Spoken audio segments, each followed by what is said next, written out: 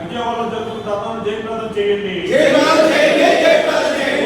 కూటమి పరిపాలనలో దళితులపై జరుగుతున్న దాడులను నిరసిస్తూ బీఎస్పీ ఆధ్వర్యంలో ఈ నెల 24న విజయవాడలో జరిగే ధర్నాను జయప్రదం చేయండి.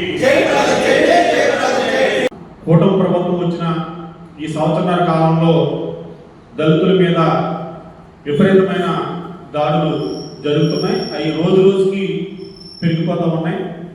ఈ దళితుల మీద దాడులు జరగడానికి గల ప్రధాన కారణం ఈరోజు ఆంధ్రప్రదేశ్ శాసనసభలో డిప్యూటీ స్పీకర్గా ఎవరైతే రఘురామ కృష్ణరాజు గారు ఉన్నారో, ఈయన కూటమి ప్రభుత్వం వచ్చిన తొలినాళ్ళలోనే ఏలూరుపాడు అంటే వెస్ట్ గోదావరి జిల్లాలో ఉన్నటువంటి ఏలూరుపాడు గ్రామంలో ఈయన ఒక డిప్యూటీ స్పీకర్ అయి ఉండి అంబేద్కర్ ఫ్లెక్సీని ఈయనే తన స్వయంగా తన చేతితో తాను చిచ్చేసి అక్కడ లాండ్ ఆర్డర్ ప్రాబ్లంని ఈ కూటమి ప్రభుత్వంలో డిప్యూటీ స్పీకర్ క్రియేట్ చేయడం జరిగింది. తర్వాత మరి కూటమి ప్రభుత్వంలో శాసనసభ్యులుగా ఉన్నటువంటి కాకినాడ రూరల్ శాసనసభ్యుడు మరి ఆయన కాకినాడ మెడికల్ కాలేజీలో దళిత ప్రొఫెసర్పై దగ్గరుండి దాడి చేయించి అసభ్యకరమైన బూతులు తన కార్యకర్తలతో దించడం జరిగింది. ఇటీవల కాలంలో అమలాపురంలో మరి మినిస్టర్ సుభాష్ గారి అనుచరులు మన అక్కడ ఉన్న దళిత యువకుల్ని తీవ్రంగా హింసించడం జరిగింది.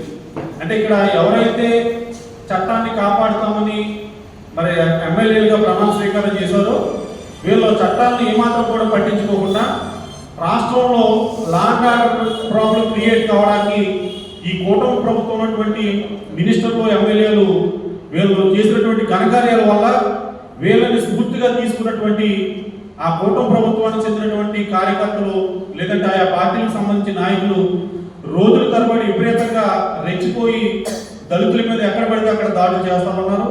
తిరుపతి యూనివర్సిటీలో ప్రొఫెసర్ మీదే ఆయన ఛాంబర్లో దాడి చేసి గాయపరచడం జరిగింది.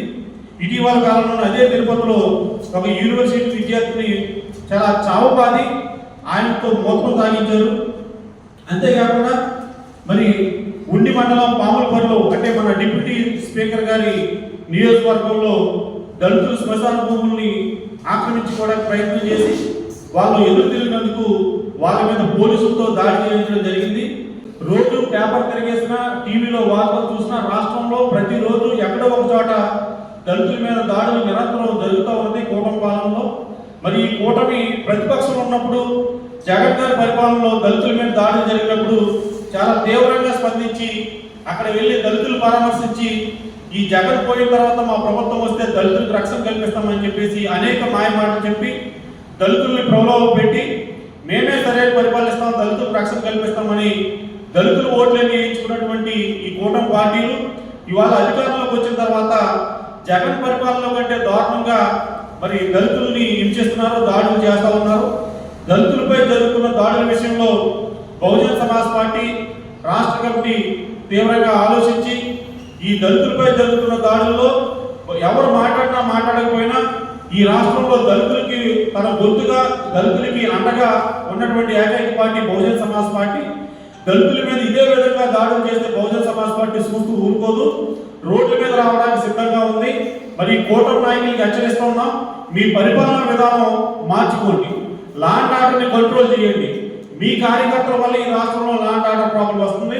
మీరు మీ కార్యకర్తల్ని మీ యొక్క ప్రజాప్రతినిధుల్ని కంట్రోల్లో పెట్టుకుని లాండ్ ఆర్డర్ చక్కదిద్ది దళితులపై దాడులు ఆపకపోతే బహుజన్ సమాజ్ పార్టీ ఎంతవరకైనా వెళ్ళడానికి సిద్ధంగా ఉంది.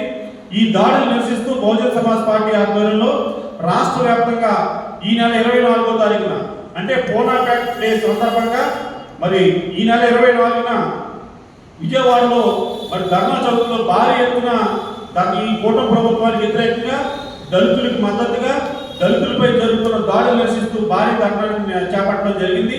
మరి రాష్ట్రమైనటువంటి అన్ని దళిత సంఘాలని బహుజన సంఘాలన్నింటినీ కూడా ఈ ధర్నాలో పార్టిసిపేట్ చేసి ఈ కూటమి ప్రభుత్వానికి మన యొక్క శక్తిని బలాన్ని చూపించాలని కోరుతున్నాం. బహుజన సమాజ్ పార్టీ తరఫున జై భీమ్ జై కూటమి ప్రభుత్వం ఏర్పడి 16 నెలలు 14 నెలలు ఉంటుంది. 14 నెలలు ఉన్న తర్వాత వీళ్ళు విజేత సభ కింద జరుపుకుంటున్నారు.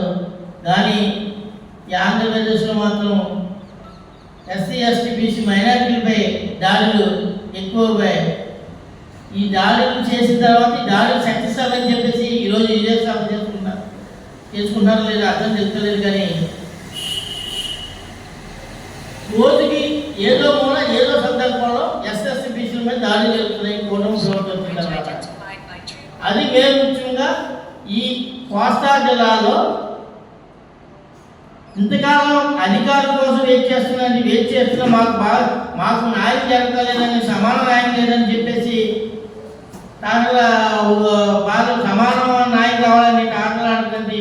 పవన్ కళ్యాణ్ ఆధ్వర్యంలో జనసేన పార్టీ కూటమితో ఏకమై అధికారంలోకి వచ్చిన తర్వాత ఈ కోస్తా జిల్లాలో జనసేన పేరు మీద ఎస్సీ ఎస్టీ బీసీల మీద దాడులు జరుగుతున్నాయి. అంబేద్కర్ ఐడియాలజీతో మేము ముందుకు పోతానుకున్న పవన్ కళ్యాణ్ ఈరోజు అంబేద్కర్ పేరు చెప్తే కొట్టగానే చెప్పు ఆ జనసైనికులకు సలహా ఇస్తున్నానేమో డౌట్ వస్తుంది. నిన్న కూడా ఏదో ఫ్లెక్స్ పెట్టారని చెప్పేసి ఉండి గ్రామంలో అక్కడ దాడులు చేయడం జరిగింది. ఆ దాడులు కూడా తీవ్రంగా ఖండిస్తున్నాం. అలాగే ఏదైతే ప్రభుత్వం మెడికల్ కాలేజీల్ని ప్రైవేటీకరణ చేయడం బహుజన సమాజ్ పార్టీ ఈ తూర్పుగోదావరి జిల్లా తీవ్రంగా ఖండిస్తుంది. ఆ నిర్ణయాన్ని వెనక్కి తీసుకోకపోతే రాష్ట్ర కమిటీతో పాటు ఆ రాష్ట్ర కమిటీ ఆధ్వర్యంలో ప్రతి జిల్లాలో డిఎంహెచ్ఓ ఆఫీసులు కానీ లేదా ఎక్కడ సరే నిరసన కార్యక్రమం చేపడితే కూడా రాష్ట్ర కమిటీ పిలుపుకి మేము తెలుసుకున్నాం. ఎట్టి పరిస్థితుల్లో ఆ నిర్ణయాన్ని వెనక్కి తీసుకోవాలని కూటమి ప్రభుత్వాన్ని తెలియజేస్తున్నాం. అలాగే ఈ నెల 25వ తారీఖుని జరిగే ఈ మహాధర్నాన్ని బహుజన సమాజ్ పార్టీలో జరిగే మహాధర్నాన్ని జయప్రదం చేయమని తూర్పుగోదావరి జిల్లా ఉన్న బహుజన సమాజ్ పార్టీ కార్యకర్తలకు అంబేద్కరిస్టులకు అందరూ కూడా నేను పిలిపిస్తున్నాను. కంపల్సరిగా ఈ నెల 20 విజయవాడలో మహాధర్నా జయప్రదం చేయవచ్చుగా బీఎస్పీ కార్యకర్తలకు అందరికీ తెలియజేస్తున్నాను.